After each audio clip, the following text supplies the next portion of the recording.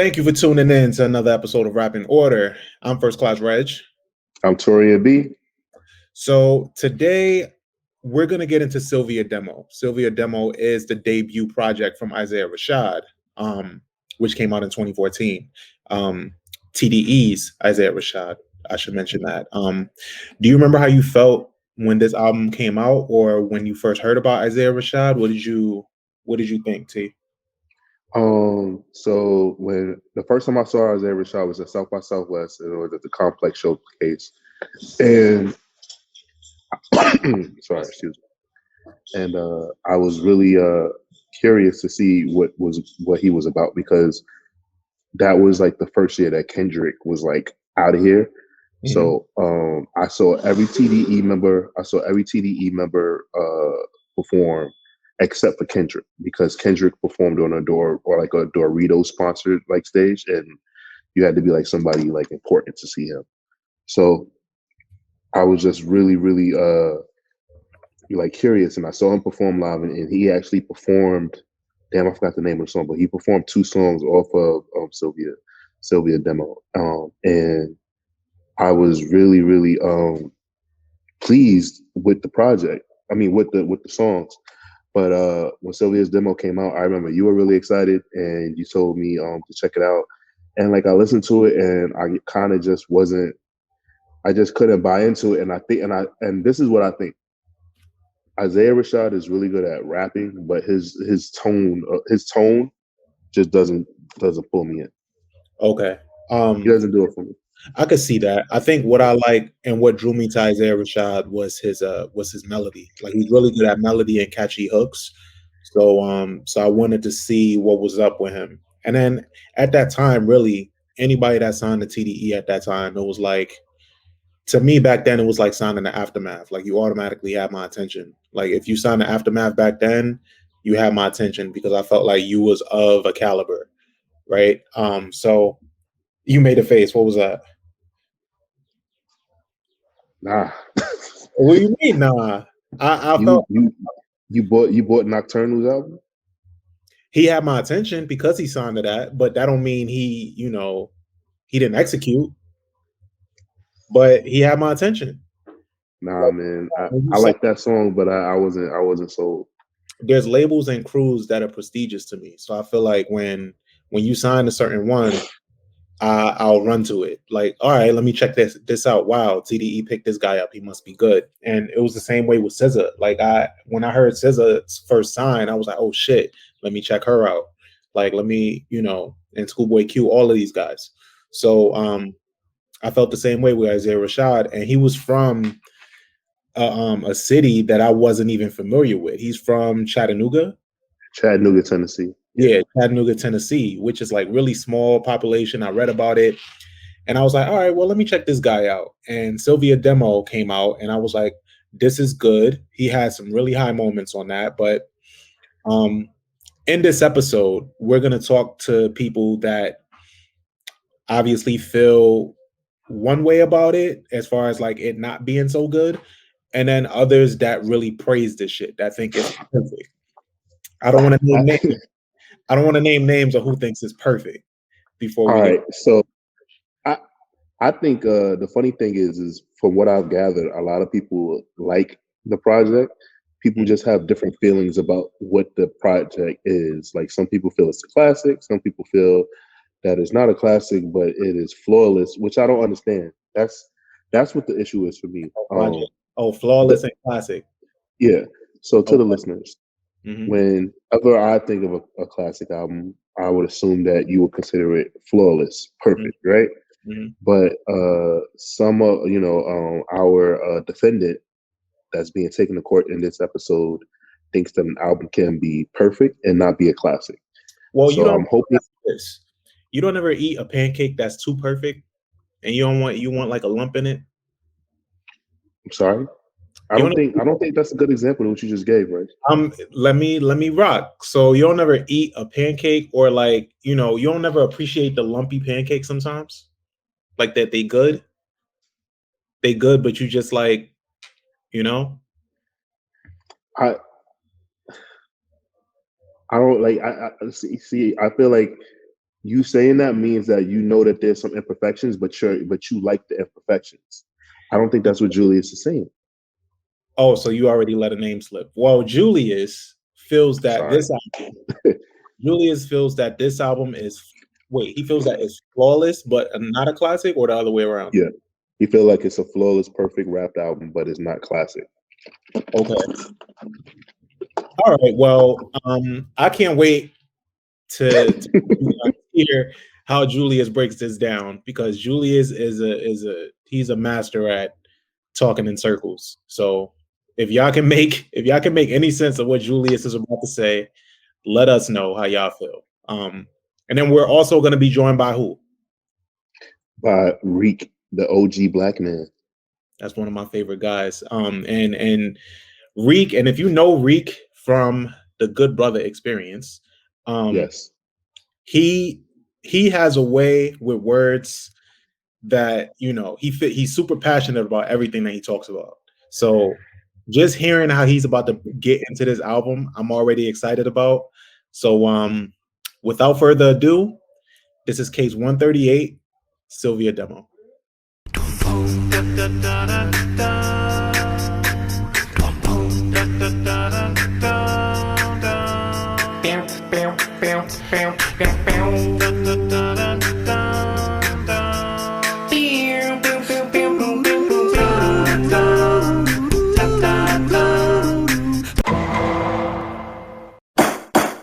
Welcome to another episode of Rap in Order. I am your judge, First Class Reg, and I am joined by some very special people today. I have my plaintiff here, who is Reek. I have my witness here, who is Aviles. Yo. The defendant, FunnyJulius. Another witness here by the name of Eli P. And today we'll be discussing Cilvia Demo, which is the debut tape from Isaiah Rashad. It came out in 2014 under TDE. Guest appearances included SZA, Jean Doe, Michael Da Vinci, J-Rock, Schoolboy.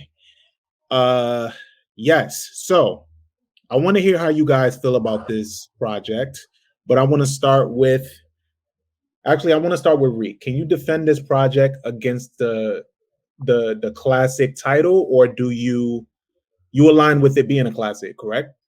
It's 100% a classic. Okay. Now how can you, what are your opening statements for this album? My opening statements goes as such. If you break down the album and you're just listening to it chronologically, it runs together. If you hear a staticky sound at the end of each song, you can see how one song correlates with the other. I believe that the mixing on this was beautiful. I believe sonically it was in tune. I believe it was thematic in the way that it was sequenced. And it wasn't, you can't really put a timestamp on what it was, what it sounded like, rather. You understand?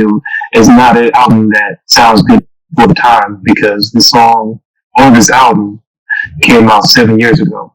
And the fact that it still sounds like it came out last week, I believe is a testament to the fact of being a classic. Okay. And thank you for that. Julius? Off the bat, let's just give it up to Isaiah Rashad for giving us such a perfect album.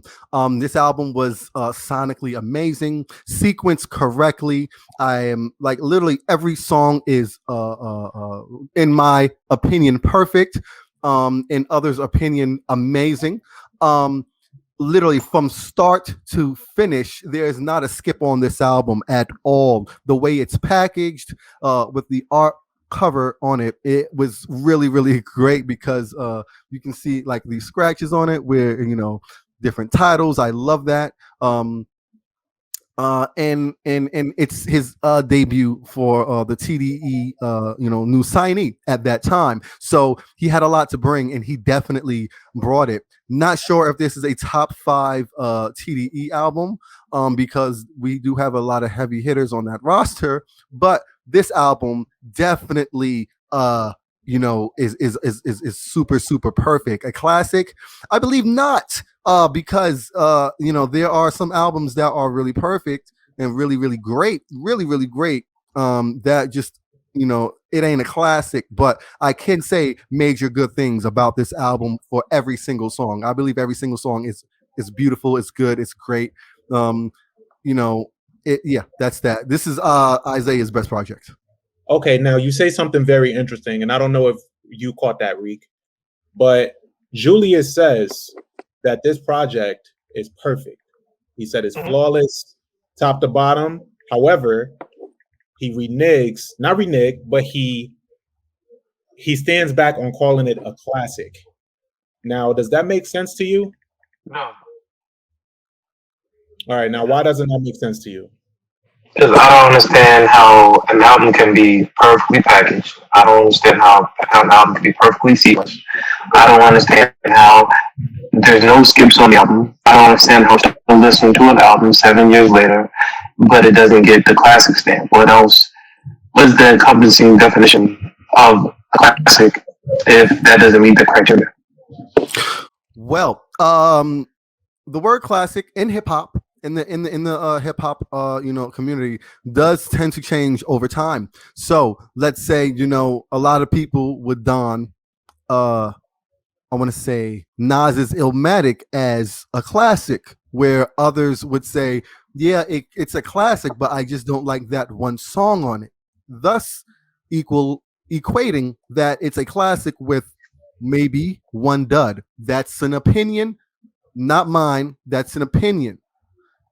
Another could be that a project could be so good, but it just doesn't have that classic feel or that classic story or classic, background to it.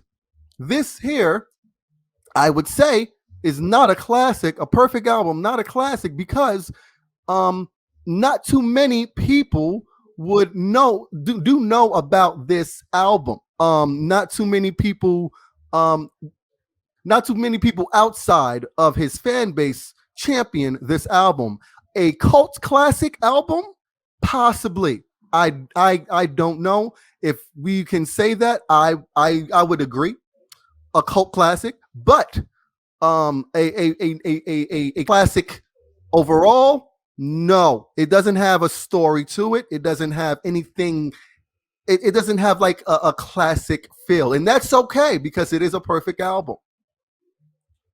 Okay, and I already feel like Julius is talking in circles. So, Reek, do you have something else to add to that? Before I want to hear from our guest witnesses as well before we really get into the album. But do you have anything else to say to what he just said? I do have something else to say. Saying that something is a cult classic because people outside of his fan base doesn't know about it takes away from classics that were given to us by, say, MF Doom. You understand? People that totally look on their fan base to galvanize money or galvanize attention so they can profit from their body of work. Just because you might not be the most popular person on TV doesn't take away from the fact that it's a classic body of work. Because if classic body of works are dependent on the amount of people that know about it, then what's really a classic? Because things are subjective. Only two people that are mega stars are like J. Cole and Drake. So there's no other artists on the face of the planet that have classic albums. None of that shit makes no sense. When you listen to everything from top to bottom, when you're listening to the lyricism, when you're listening to the storytelling, when you're listening to the pictures that he paints, when you're listening to the beats that he has, when you're listening to how everything runs from track 1 to track 14, when you listen to the fact that niggas is still listening to it in the first place 7 years later, the fact that we have a whole episode about this shit, I can't think of no other album in 2014 that y'all will really have an episode about. So that itself shows that it's a classic. And I'll even go a step further. I believe he's the only other classic album on the label. I don't think Schoolboy. Ooh. Okay, well, wait, Julius, before you say anything, because Reek is in his bag right now. Let me Reek. Hold on, son. I got the garlic butter in the pan and all that. Let me keep cooking. No. Before you continue to sear, I just want you to know that your volume isn't all the way up, so I can't really fully hear you. I don't know if you're sitting your mic on something. Okay. All right. So, can I keep the garlic butter in the pan? Do it. All right. So as I was saying, not only is this shit a classic, but he's the only other person on the label that actually has a classic. When you listen to Ab-Soul's albums, when you listen to J-Rock's albums, when you listen to Schoolboy's albums, when you listen to SZA's albums, you know what I'm saying? Matter of fact, I'm lying because I believe Sir has a classic as well. But overall, I believe outside of Kendrick, he has like the second best body of work on TDE, specifically. Okay, so you know what? When is Women's History Month? That was last. So I can't let you do that to SZA, my brother. I can't let you do that because Control is a classic, disputed. We actually reviewed Control on this here platform. My apologies, because I don't want to deviate from the point, and the point is Isaiah Rashad. So my apologies. Let's stick on track. The point I'm making is this: other people have classics on that label. My apologies for misspeaking, but this album is one of them, and it's like a top ranking one on the album. I mean, on the label. Okay. Your Honor. Okay, proceed. Your Honor. Very blasphemous speakings from the other guy. But I can attest to you that what a classic is more than just a feeling. A classic has a story to it. So let's bring it back to the original classics where it's Illmatic, where not only hold on now, Julius, hold on before you even continue, because you're already contradicting yourself. You said that this album didn't tell a story, but it was a classic nonetheless. No. I said a classic is more than just a feeling. You said that too, but you also said this album didn't tell a story.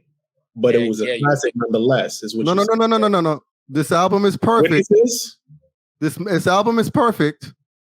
I'm saying this. The album has a great feeling, but it's more than just a great feeling. It has something behind it. It has a background to it. The album tells a story, but the feeling of the album doesn't tell the story. It has a feeling, but the feeling of the album, the whole thing, is not telling a story. Where Illmatic is a classic because he was 16 when it was done. Reasonable Doubt is a classic because it's essentially Jay-Z's first album. Enter the Wu-Tang is a classic. Okay. You were going all over. The first order. Let me speak. I want to hear from these witnesses. They've been making some crazy faces. I want to hear from Aviles first. Aviles, what's up?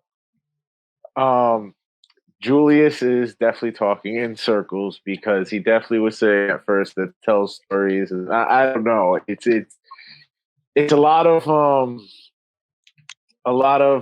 talking around there that I don't understand in reference to talking. How are you bringing up how it's a perfect album yet it's not a classic? Now, I completely do not agree it's a classic, but I don't believe it's a perfect album either. And it just but when the argument you're making doesn't make any sense.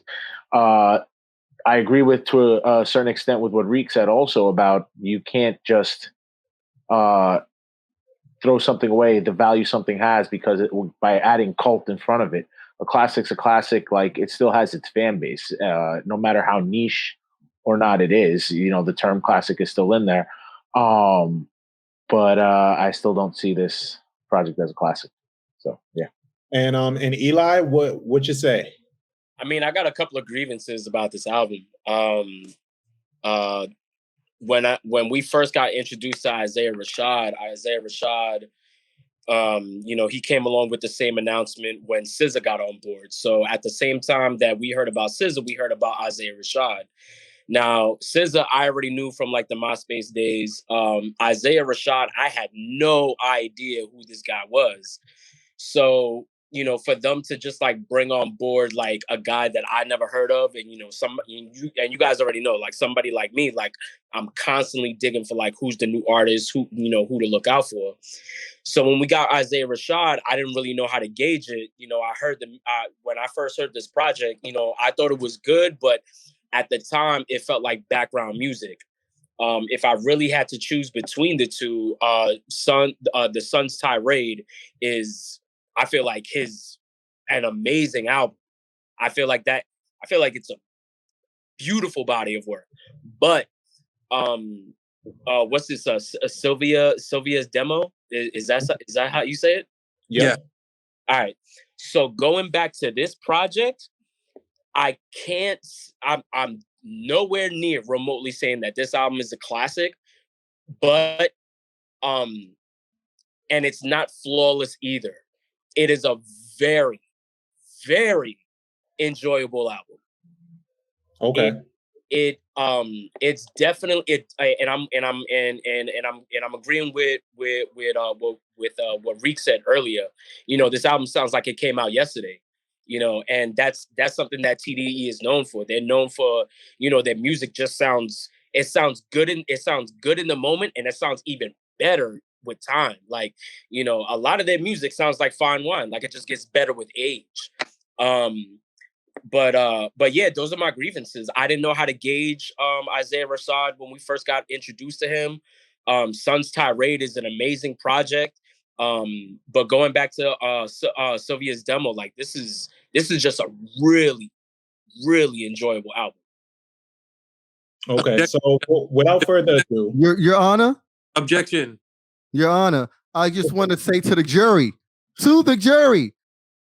that these witnesses agree with me that this album is not a classic.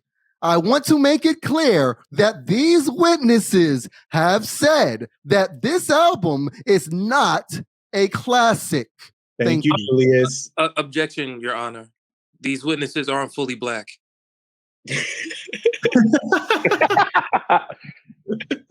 Your Honor, he's right. I'll take He's right, Your Honor. I don't know how much credence can we put into the argument when they're not fully black men, Your Honor? I think they too have a say in this album and this culture because they too were raised in this culture. So I think their opinions matter just as much as everyone else's in this courtroom. So we'll get into the opening statement, into the opening track of this album, I should say. It's Hereditary. Hereditary is produced by Ross Vega, and it's the opening of this album. How do we feel? I want to start with Reek. I feel that this is an opening out. I mean, this is an opening.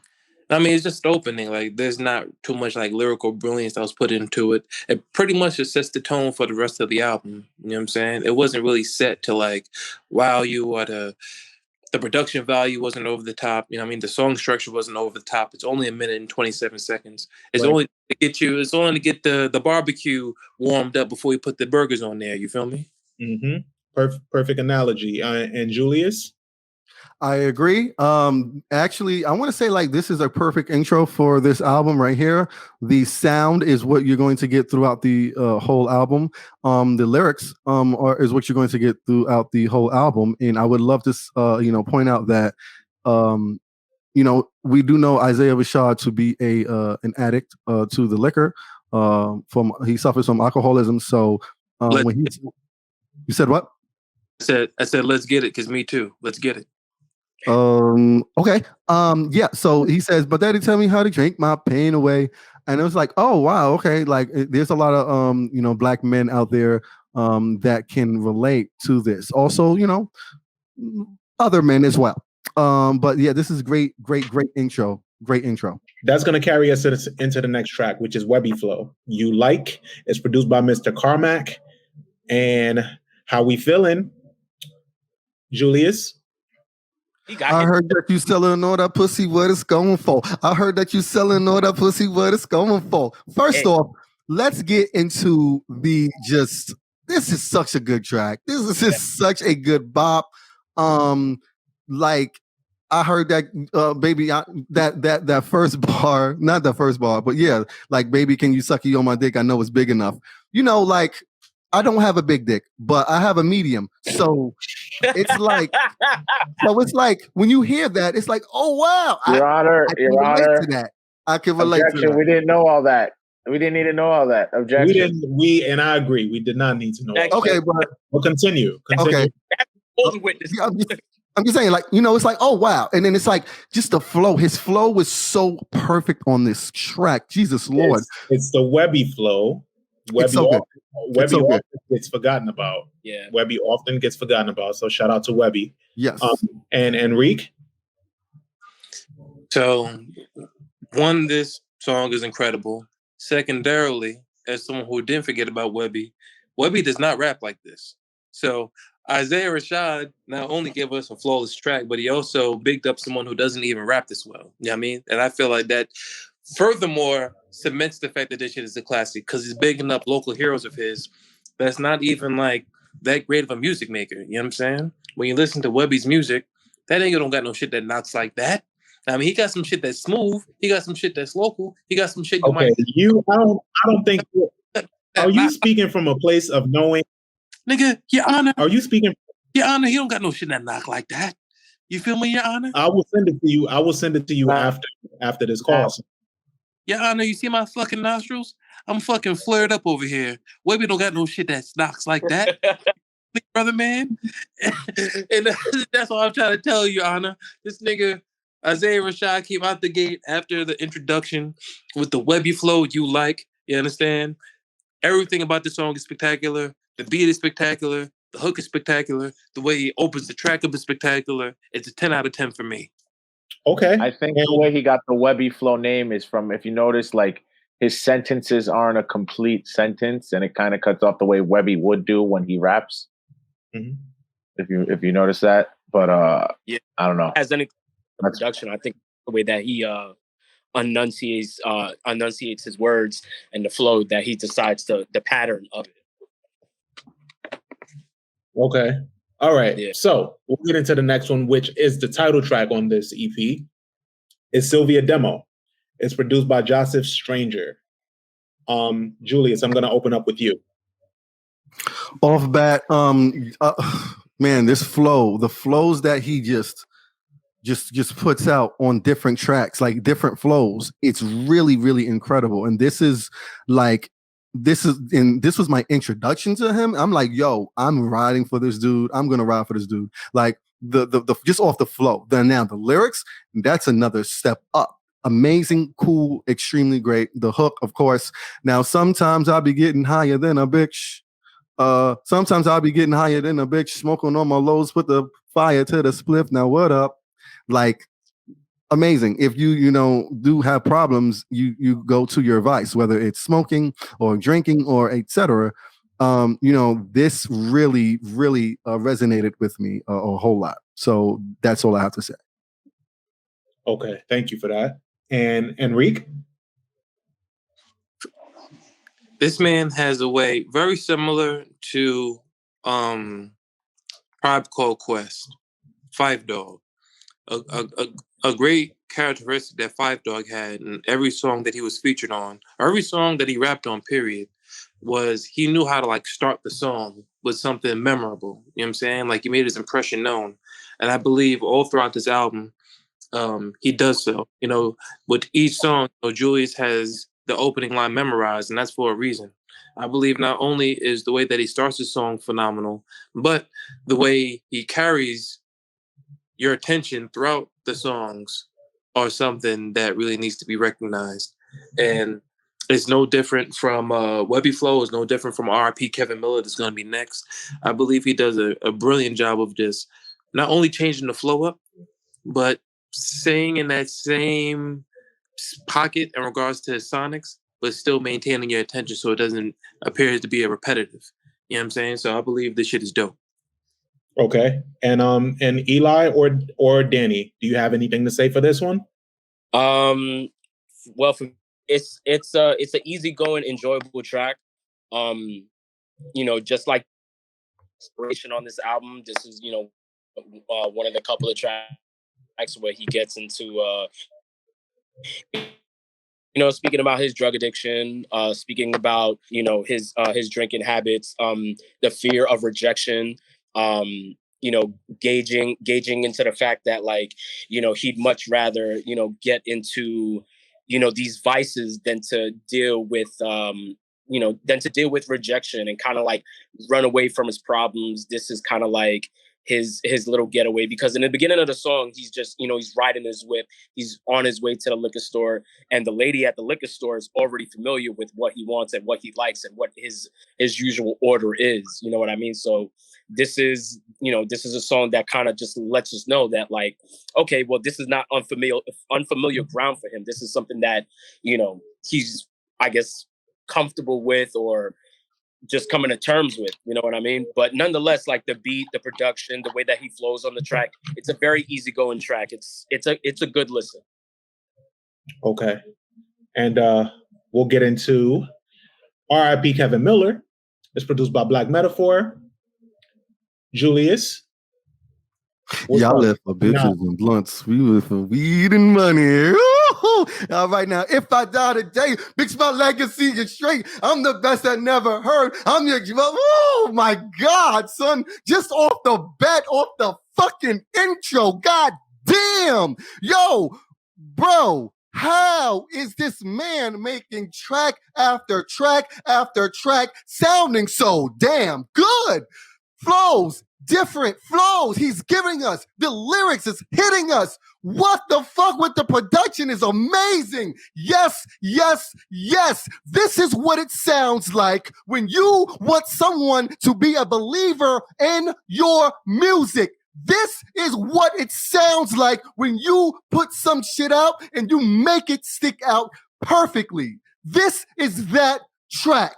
The defense rest. Reek, how can you follow that up, sir? Well, it's really not too much to follow up because this guy Julius is bringing the points. He's highlighting the points that I will make for me, and this is the man that's saying that his album's not a classic. Meanwhile, he's going up with the most energy possible for every song. But what I will say is this, though. I remember when this song initially came out, and the way it bumps and the way it gets you, like, hype and all that type of shit.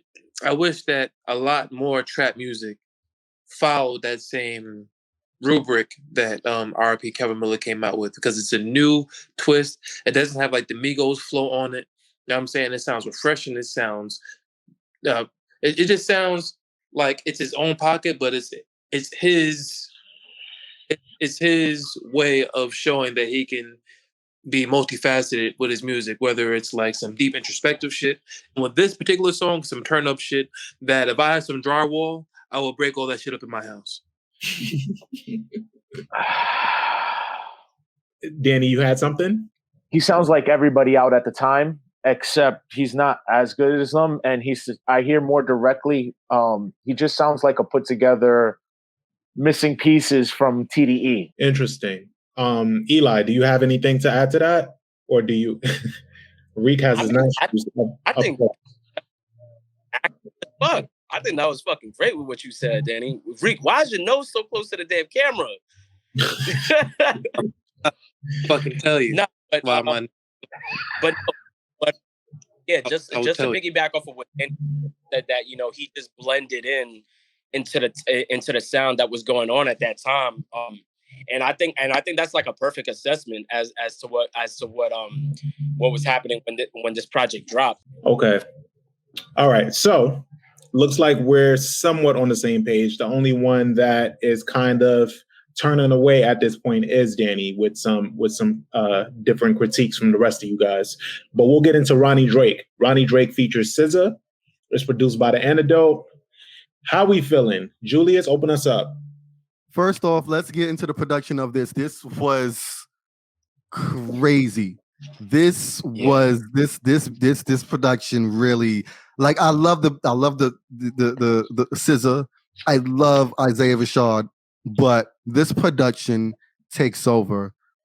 And this was like the start of me saying that Isaiah Rashad and SZA should just make like a little EP together, because they were so fucking good on this song. Okay. And Reek?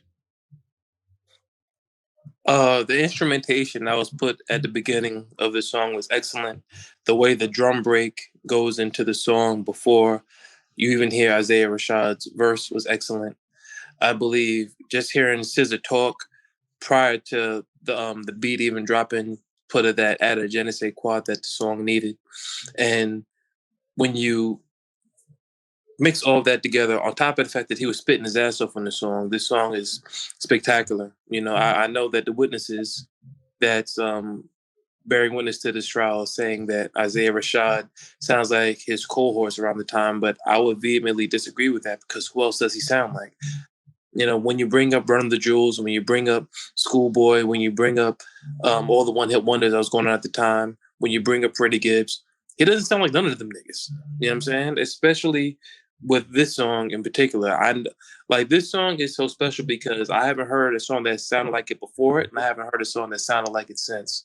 So this song in particular is really where you got to see how diversified how the album is in regards to like what he has to bring to the table as far as artistry is concerned. Okay. Your Honor, I have a question for the jury out there.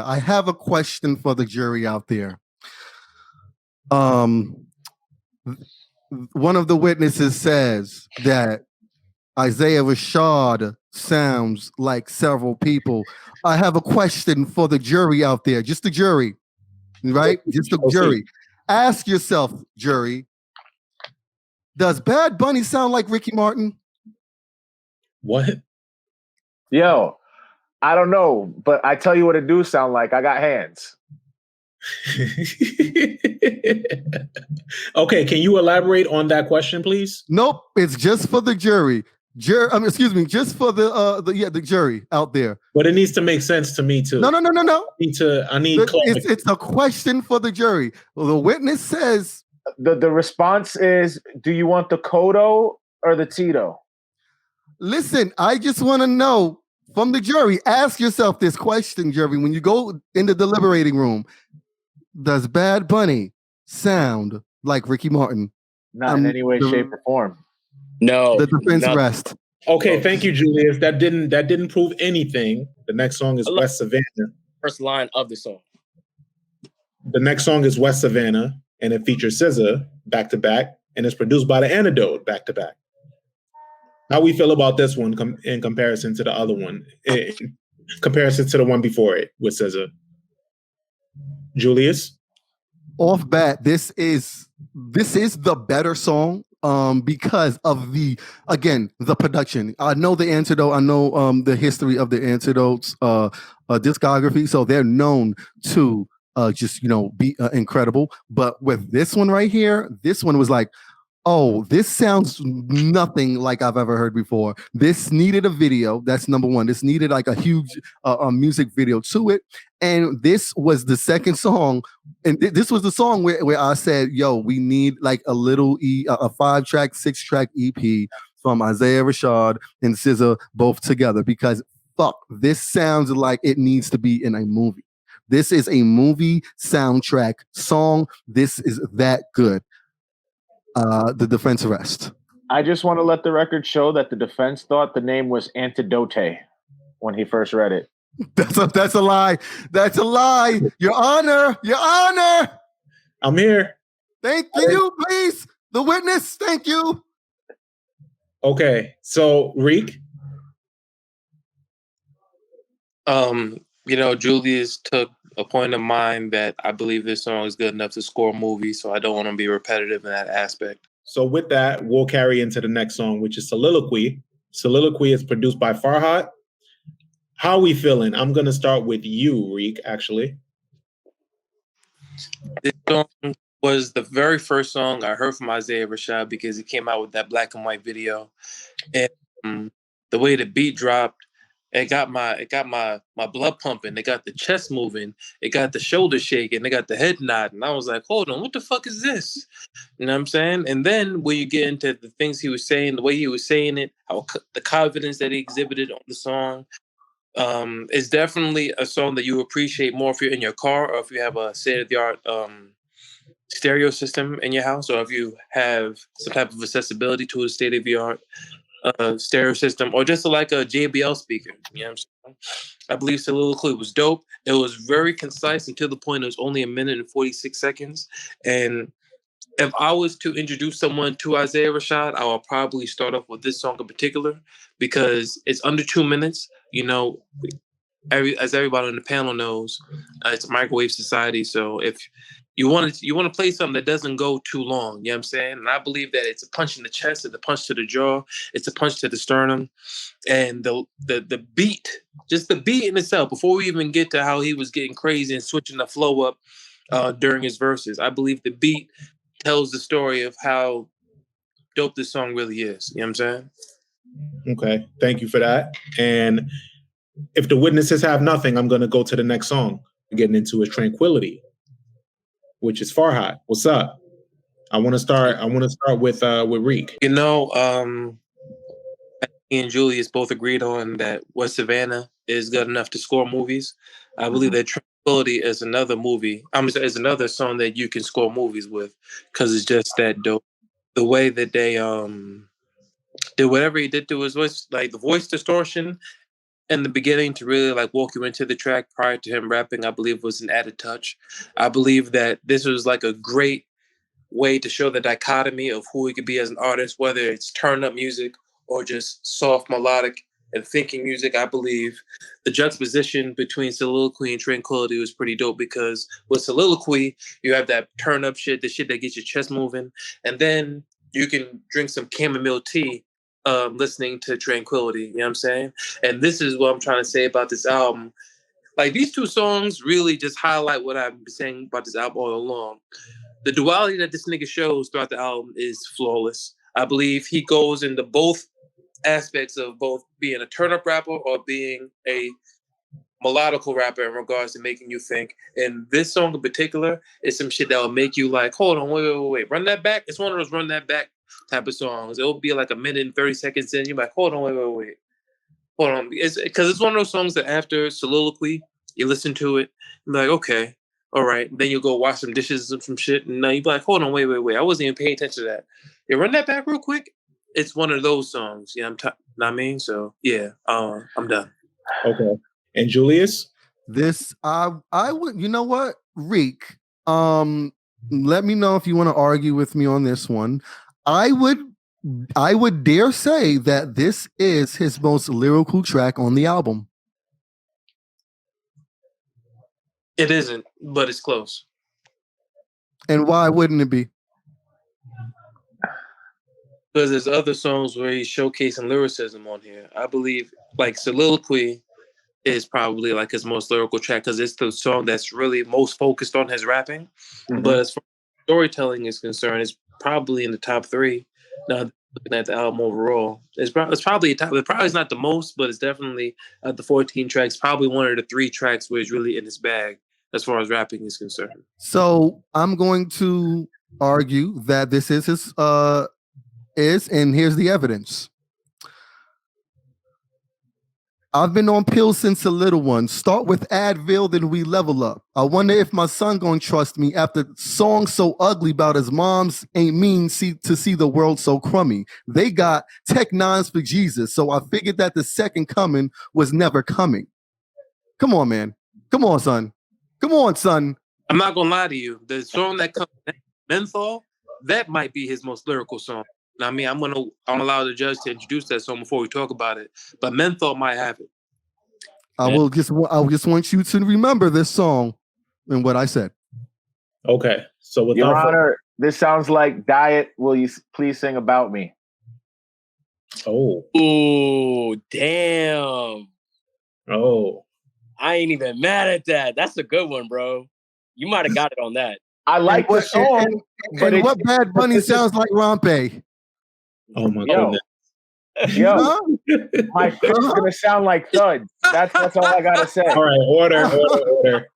We're gonna get into the next song. Next song is Menthol. Menthol is produced by Soundwave and it features John Doe.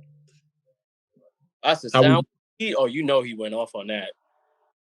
Yes. So I'm gonna open up with Reek. I want to hear from you because you already kind of led into this saying this is his most lyrical offering on this album. Yo, the Bad Bunny with Rob killed me. It destroyed me. My fault, but I'm still paying attention. I'm still singing, Your Honor. So yeah, as Julius was alluding to, he believes that Tranquility is the most lyrical song. And, it appears as though the witnesses think that it's Diet, Sing About Me. Menthol stands alone. The way that John Doe copped on the track, which is actually a woman, so I guess it would be Jean Doe. Like her, what she provided in regards to sounds and what she provided in regards to just singing the hook, that really combined with the beat so beautifully. I believe that was like a cool touch that went into the song. I believe that he was in his bag as far as rapping is concerned. You know, while Julius or the witnesses start to speak, I can definitely pull up the lyrics and really show you how deep in his bag he got. I believe he switched up his flow on this song in a way that I haven't really heard anybody rap beforehand. You know what I'm saying? Because he has this real unorthodox flow in the way he delivers his messaging. And as you said earlier, maybe with the Webby song, that he doesn't really complete his sentences. So you really have to listen to see what he's really talking about. And the way that he just got busy and jiggy on the track was just flawless execution on his behalf. And again, the beat was fire. So, you know what I'm saying? I don't know if everybody else agrees with that, but I would say of all the songs that if you want to highlight Isaiah Rashad's lyricism, I think that you should go with this one. She's so fuckable, and she got the menthol, and Tunji bought the trees that turn my trousers into cement drawers. Sleeping on couches, only vouchers is my in-laws. He sold 10 ounces. One verse is like an 8-ball look.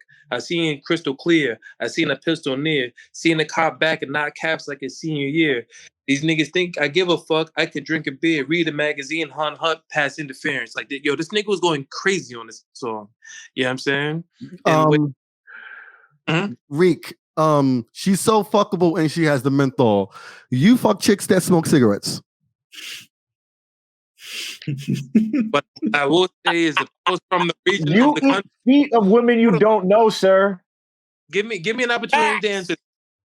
If I was from where Isaiah Thomas, if I was from where Isaiah Rashad was from, I too would do unspeakable acts like fuck bitches that fuck with bogeys. You know what I'm saying? We're not from where he's from, so we don't understand what he's going through. That's not a good place. You know what I'm saying? Y'all are crazy. Y'all are wildin'.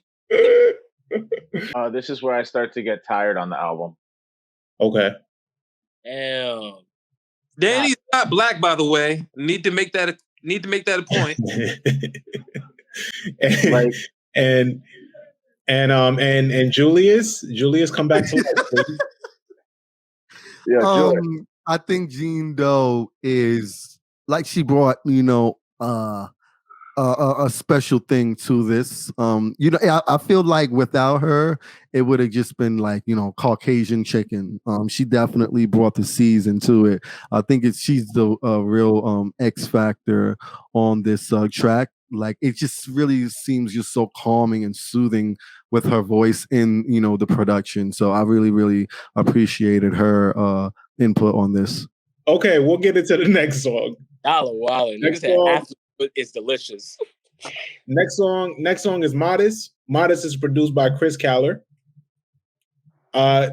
Opening statements on this one, Julius? Yeah, this right here is just something you play in your car when you're just on a long ride and you just want to just listen to the beat and just bang. This one was, man, he's really showing his southernness. I really appreciate it. Like this one was really good. It's just this was a great one. This was a great one. Thank you for that. And Reek. This is how you know the album is a classic. This is not even probably. This is the worst song on the album. And it's still good money. You know what I'm saying? This is when I'm listening to the album, this is the only song that I will probably skip. But if I'm driving and this shit comes on, I wouldn't skip it. And this is the worst song. So if Modest is the worst song on the album, there's a classic on your hands. I haven't. I don't agree. I want to say this could be the second quote unquote worst song on the album because it's still like really fire. I would say Brad Jordan is the weakest link on this album. We have another witness that just popped in on us. Is that's Torian B. He has something to say on this one. Unmute your mic. Your Honor, the defendant is an asshole. I've been sitting in this courtroom listening and hear this man constantly backpedal, dance in circles, and pretty much not say anything. He's not making an argument for a case of anything. Honestly, all like Reek, even the man that said that the album is a classic has even sat here and said, "Oh, this might be the weakest album, the song on the album." And Julius is like, "No, I don't think so." Like he is still sitting here defending an album that he thinks is not a classic. That doesn't even make sense. Your Honor. Nah, seriously, no, don't cut me off. I'm not done because I'm not going to be here very long. I think just like Isaiah Rashad, Julius should check into rehab because there's obviously a drinking problem going on. There's something not right. There's something that's not going on right. Your Honor, I know I'm on a witness stand and I know I'm speaking out of turn, Your Honor. I know I'm supposed to wait to be questioned, but Your Honor, I am sorry. Like this man has sat here and argued against himself and then argued for himself.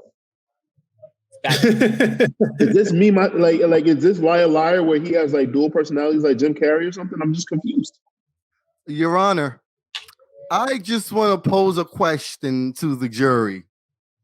To the jury, do you know of a moment that hyped this album, or do you remember the album being known and promoted by Schoolboy Q's release date for his next project?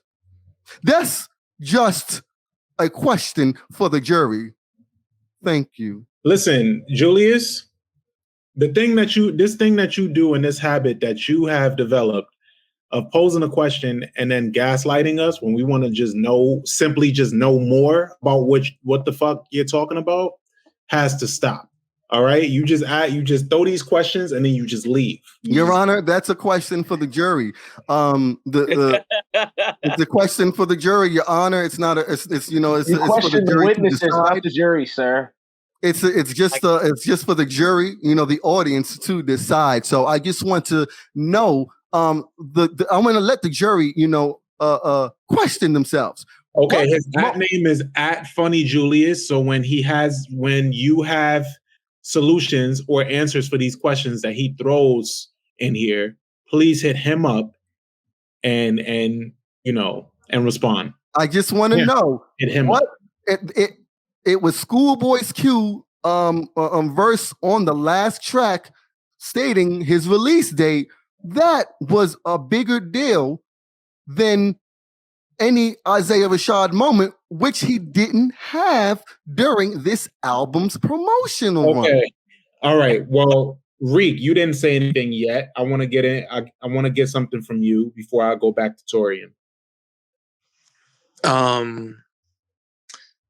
We haven't really moved on to the next song, so I don't know in particular what you want me to answer. But what I will tell you is your man Julius is off his Xan because he hasn't said anything that has credence to his that this shit is not a classic.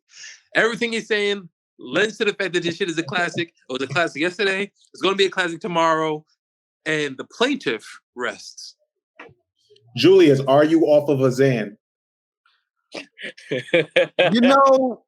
The Xan that was taken by Isaiah Rashad had not a moment for this album.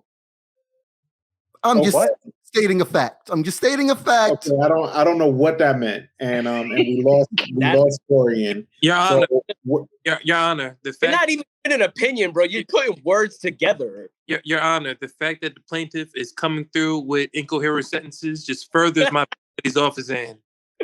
My man is belligerent. I came in here as a witness for Julius, and I'm realizing that I don't agree with Reek, but I'm just going to side with him just because Julius is just Julius. Your Honor, the defendant is badgering the witness. Please throw this case out. Please throw this case out. Order. We're not throwing this case out. We're almost at the end. The next song is Heavenly Father. It's produced by D. Sanders. Opening statements, I'm going to start with Reek. With every song, I have my mic on mute because I just want to ensure that I'm speaking about the right song. And this song is nothing short of spectacular. You understand? And I know earlier in the episode we were speaking, the defendant posed his case that this album isn't thematic and there's no actual theme to the album, and there's just a rigmarole of just a whole bunch of rapping and shit like that. And I disagree, because if you listen to the album, it's very coherent and it's very concise to what this man is talking about. When you want to go to Cilvia demo, when you want to go to RP Kevin Miller, when you go to Heavenly Father, this man is telling a story the whole time. You know what I'm saying? But because of how unorthodox his flow is, this might come off as like ramblings and just random spur of the moment thoughts this nigga put onto an instrumental. But Heavenly Father is fire. I mean, however, I know this nigga Isaiah Rashad hit us with the LL Cool J, or the person who sang the hook he didn't want to give credit to, which LL Cool J was notorious for. But whoever this sister is that sang Heavenly Father, she put the added says on that. I'm sorry, shout out to my man Kwame Brown. Put whoever sang the song, put Her Mama's Cooking all over the fucking track. I don't know if y'all familiar with the Kwame Brown shit that's going on, but yeah, this shit is amazing. All right, and witnesses, you have anything to chime in? Eli, I have a question for you. Yeah, real quick. Oh wait, you said Eli. Go ahead. Yeah. This one is good, but I really didn't need it. Honestly, like, it's a good song. I enjoyed it, but if I'm going back to this album, if I'm going back to this project like on a day-to-day, this is one that I'm gonna skip. Okay, and Danny? All right. First of all, the vocals on here are SZA. On here. Secondly, Eli's crazy. I hope we establish that. And for future reference, be careful who your witnesses are. Thirdly, Mama's cooking. Yeah, thirdly, cooking. This is where for me the album picked back up and where I get back into the album. Okay. This was a bop. I enjoyed it. So for me personally, from like Tranquility to Tranquility's okay, but it's just like I said, a diet Sing About Me, and then 9 and 10 I'm like, but this really like picks it back up and gives energy to the album again. Okay. All right, we'll get into the next song. Hold on, I have a question for the witness, Eli. You stated that you don't go back to this song. You just don't go back to it. The name of the title is Heavenly Father. Do you believe in God? Absolutely. God is good. Your Honor, the witness is running around in circles. The defense rests. Don't you dare put that on me, bro. You've been running around all episode. I rest, Your Honor. Eye off your motherfucking mind with this project. I rest, Your Honor. All right, we'll get. What's up? Not only is the witness anti-black, but he's also an atheist, Your Honor. I believe.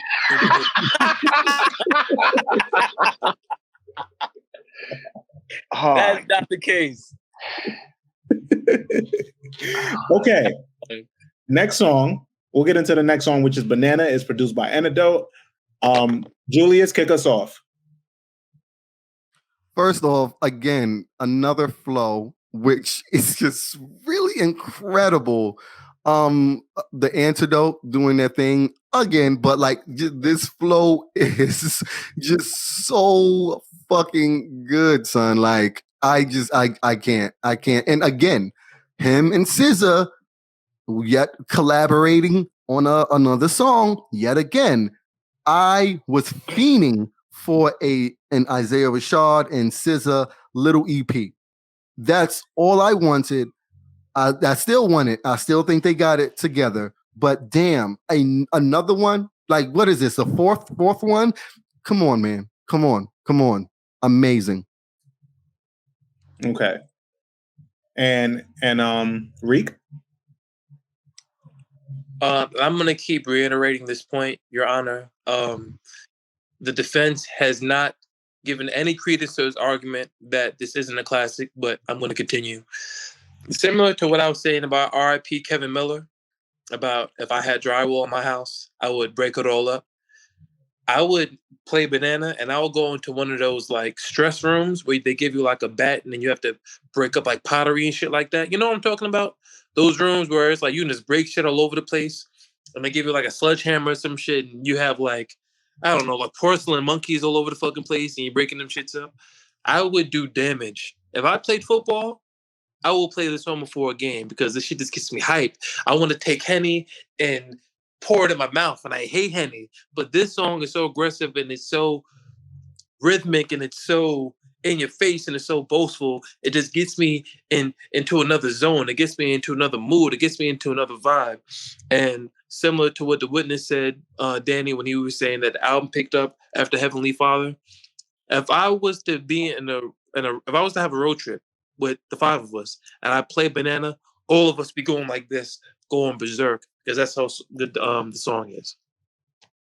Okay. All right, I like that. And we're just gonna go into the next song. The next song is Brad Jordan, and this features Michael Da Vinci, and it's produced by Danny D Beats. And Julius, I do recall you saying this is one of the weaker efforts on this album, correct? Yeah, this is the weakest song on the album. This is what makes the album not a classic. I can 100% do without the album. Without the song. But I appreciate the song. This song I do let ride when I do listen to it because I just don't want to get up. But yes, this is definitely what made it not a classic for me. Still a perfect album, but no.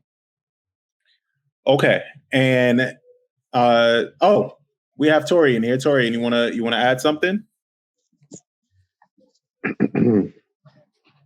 What's the definition of perfect, everybody? Does anybody know the definition of perfect? Anybody?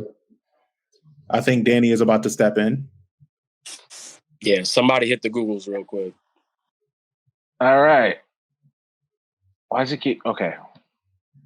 Adjective, perfect, whole, entire, intact, mean, not lacking or faulty in any particular. Perfect implies the soundness and the excellence of every part, element, or quality of a thing, frequently as an unattainable or theoretical state.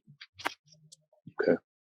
Your Honor, I'm going to step in and be enjoying Reek's counsel. I think that we need to hold Julius Stokes in contempt for being a consummate bullshitter. He has sat here and told us that this album is perfect, and but if I could hear correctly, he said he could do without the song.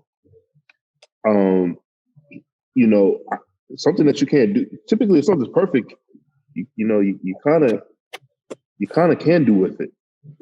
You kind of don't want to part ways with it because it's perfect. What's wrong with it? So that means that this song isn't perfect, like he says. Okay. He's. I mean, Your Honor.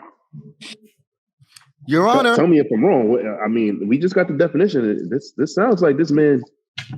It sounds like this man wants to go to fucking jail. That's what it sounds like, Your Honor. Your Honor, let's go back to the records of the previous episodes and where we all talked about a classic album can have that one song where you can also do without, but it's still a classic album. Let's just, put that out there. Let's talk about how many classic Jay-Z albums where it's, you can just do without that one song, but you still want that song in there because it is a classic album. Okay, so wait, Julius, I'm fucked up. I'm confused on your point now, Julius. Now you see, not wrong though. you just fucked up, right? Eli, that's not the point. The point is, he said that the album's not a classic. So he's arguing that the album's not a classic, but it's perfect. I don't care what else we talked about on other classic albums because we didn't have those arguments. Yep. Julius, whatever you're trying to argue here to get people to say or to do, you just sound crazy. You sound like a maniac right now. You're not making sense. Judge, not the judge, to the jury watching this. To the jury watching this, I want to pose a question to you. Think about an album that you deem a classic.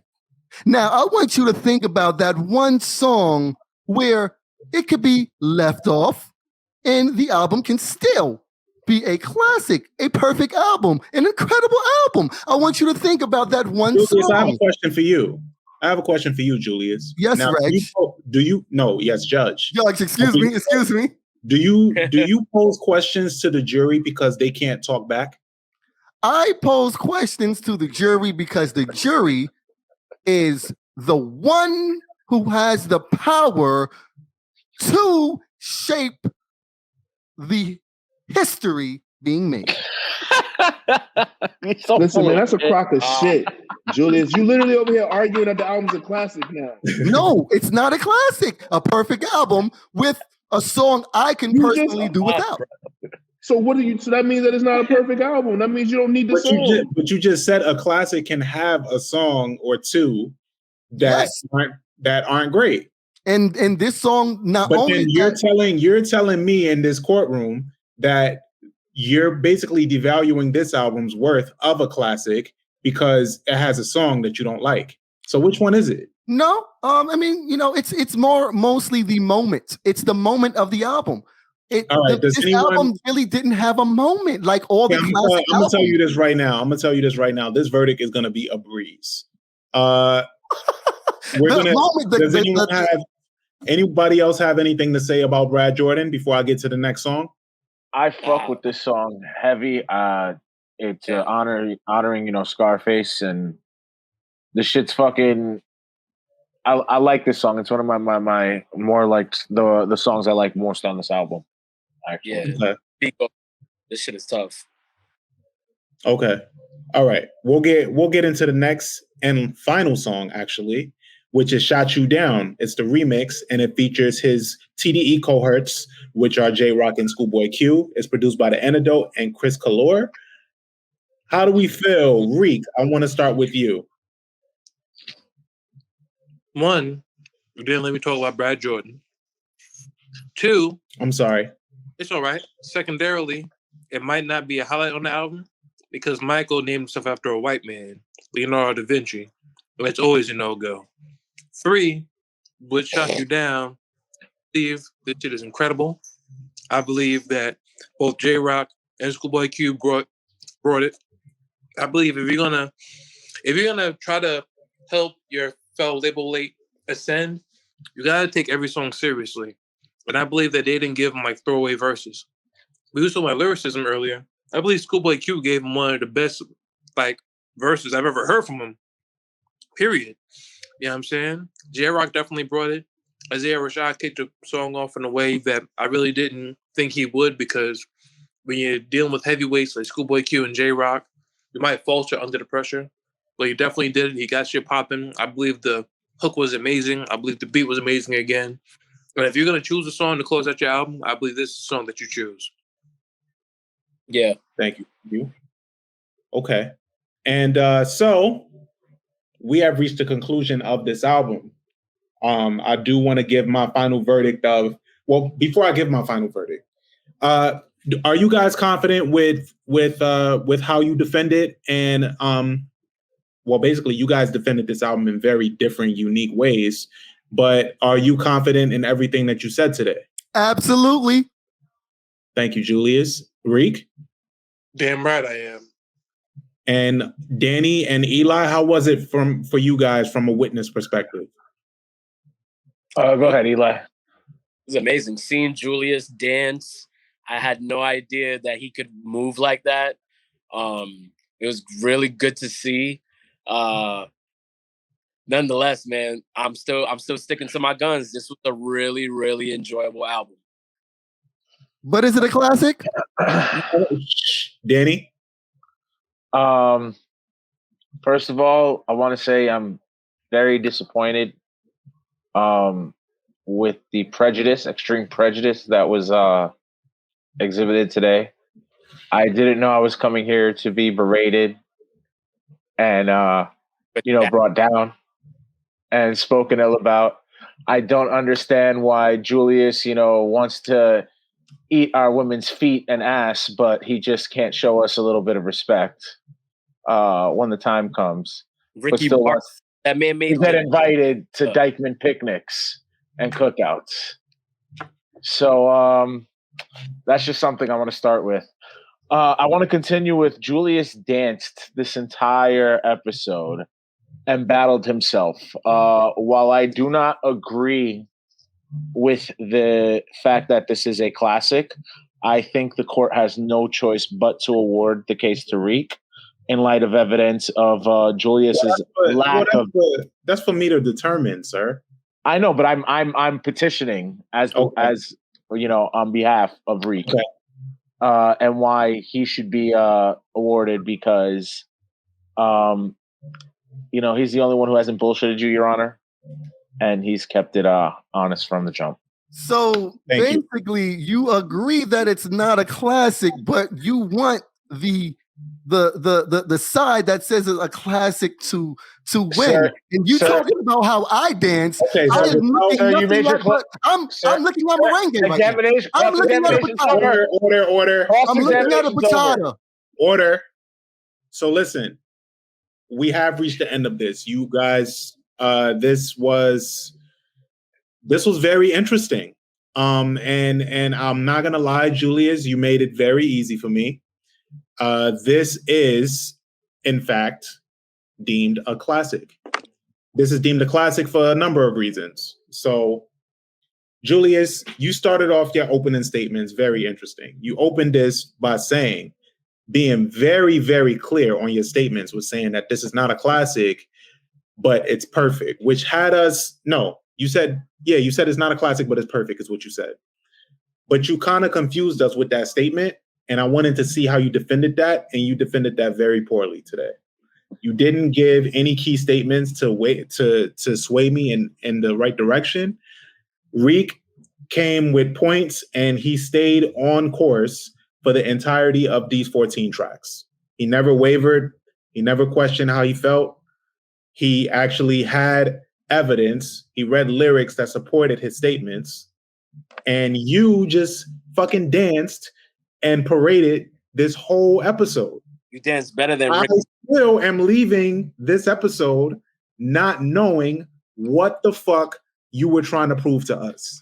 Your Honor, I'm not finished. You already spoke. You spoke. So I will close on the fact that this Cilvia demo, released in 2014, TDE's Isaiah Rashad, it was a classic. Did you have something that you wanted to say? I do. We did have witnesses that said that, several witnesses that said that this wasn't a classic, and yet you still deemed it a classic. I'm not understanding your train of thought here. Okay, so I'll help you out. So I'm solely going off of you talking to Reek and how that conversation transpired, right? You came in here solely to prove that this album was perfect but wasn't a classic, but you played both sides the whole time. The witnesses saw that. Danny was here to be on your side, and even he, midway through, went to Reek's side. Message. You lost your witness. Okay. And when I posed the question, what was Isaiah Rashad's moment? And during the album's run, nobody answered. Well, I don't know. Did you ask us or did you ask the jury? Objection, Your Honor. You never asked that question. Did you ask us or did you ask the jury? Because you've been talking to the jury more than you've been talking to us. Witness El Padrino. The case is over, but I've been doing more listening than talking. Unfortunately for Julius, he just talks, right? Basically, what Julius is saying, what makes a classic album is a moment. And I think that the unfortunate thing for him is that there are some albums that have moments and you don't even think about the albums. I could argue that 50 Cent's The Massacre was a moment because he was beefing with Jadakiss, Fat Joe, and a slew of other artists. Right there at that time, he had kicked Game out of G Unit. I don't think anyone will call The Massacre a classic, but it had a moment, right?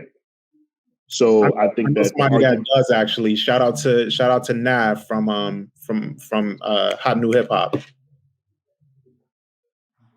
But go ahead, proceed. So with that being said, Julius didn't give any strong arguments to what his statement was. Now, I was hoping, because when we asked Julius what he meant when he originally said it, he said, wait till Thursday. But he didn't give a strong statement. So he didn't say what he thinks a classic is. He didn't say why he thinks that this album is not a classic. He just repeated himself over and over again, and then spoke to the jury, which is, our listeners. But it didn't make any sense. It didn't help. It didn't help with anything that in his case tonight. So, I'm in favor of the judge's ruling as well, because Reek made a very strong argument. Thank you. And okay, I'll just appeal it. It's okay. Don't worry. Okay. Thank you guys. I'm sorry if this proved to be the witnesses' waste of time. I hope that you took something from this. I hope that the jury knows what to and what not to do when they enter a courtroom. Reek, did you have something to say before I close this out? Yes, I do. You're saying that you're not sure of what the witnesses should do going forward. I believe that whatever Reek says is golden. I believe whatever Reek says is dynamite. And if Reek has a stance on something, it will behoove everybody listening to Reek to follow Reek, because Reek is rarely wrong. Okay, so this has been Rap in Order, case 138. This case is dismissed.